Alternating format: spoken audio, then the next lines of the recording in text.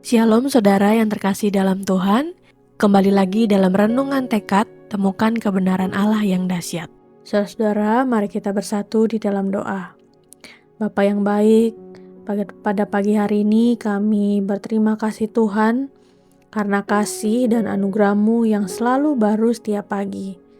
Hari ini kami datang dengan hati yang rindu untuk bertemu denganmu. Tolong kami Tuhan untuk membuka hati sepenuhnya, agar Engkau boleh bebas bekerja di dalam hidup kami.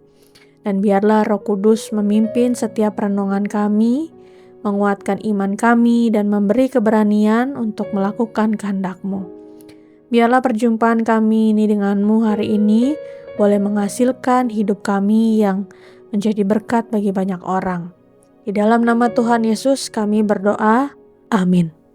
Renungan pada pagi hari ini terambil di dalam Bilangan 20 ayat yang ke-12.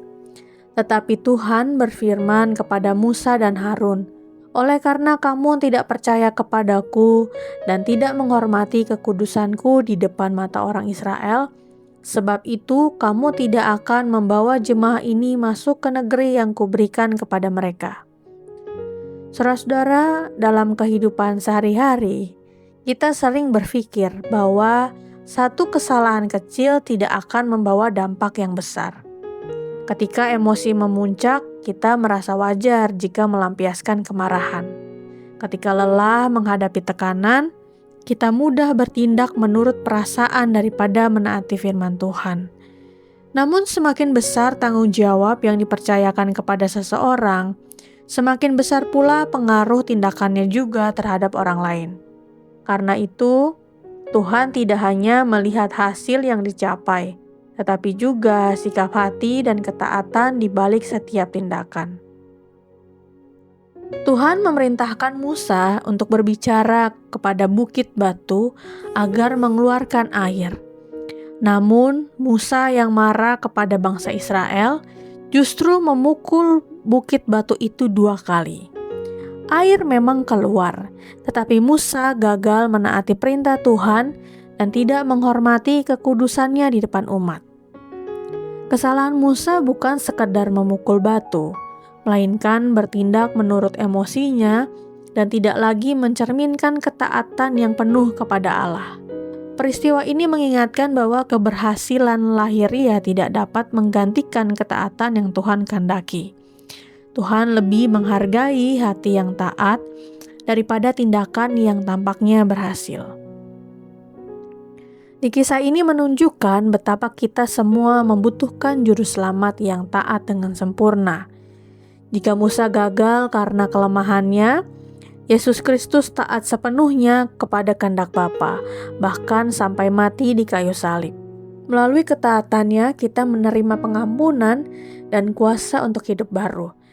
Oleh karena itu, marilah kita belajar menyerahkan emosi, ego, dan kehendak kita kepada Kristus, sehingga setiap perkataan dan tindakan kita semakin memuliakan Tuhan dan mencerminkan kekudusannya di hadapan dunia. Jangan hanya fokus pada hasil akhir yang mana sering membuat kita frustasi karena kondisinya. Kita jadi dikuasai kemarahan. Namun hendaklah kita belajar taat dan beriman di dalam setiap proses dan caranya. Mari kita tutup di dalam doa. Bapa yang kudus, kami berterima kasih untuk firman-Mu yang boleh mengingatkan kami bahwa Engkau lebih mengutamakan hati yang taat daripada keberhasilan yang terlihat di mata manusia. Mohon Tuhan ampunilah kami ketika kami membiarkan emosi kami, ego, dan keinginan kami menguasai hati kami, sehingga kami bertindak menurut kehendak sendiri, bukan menurut firman-Mu. Bentuklah hati kami Tuhan agar selalu percaya kepadamu dan kami menghormati kekudusan-Mu dalam setiap perkataan, keputusan, dan tindakan kami. Tuhan Yesus, kami berterima kasih karena Engkau telah memberikan teladan ketaatan yang sempurna sampai mau mati di kayu salib. Mampukan kami Tuhan untuk menyerahkan setiap amarah, kekecewaan, dan pergumulan kami ke dalam tangan-Mu.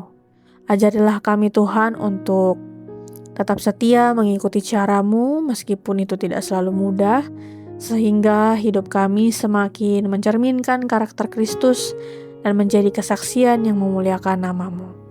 Inilah doa kami, di dalam nama Tuhan Yesus kami berdoa, amin.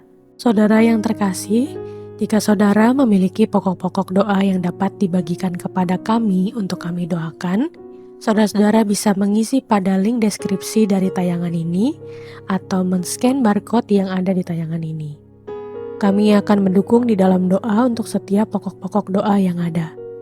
Dan jika saudara-saudara diberkati melalui kebenaran firman Tuhan hari ini, silahkan bisa dibagikan tayangan ini kepada siapapun yang saudara rindu untuk mendengarkannya. Selamat melakukan firman Tuhan yang dahsyat. Tuhan Yesus memberkati.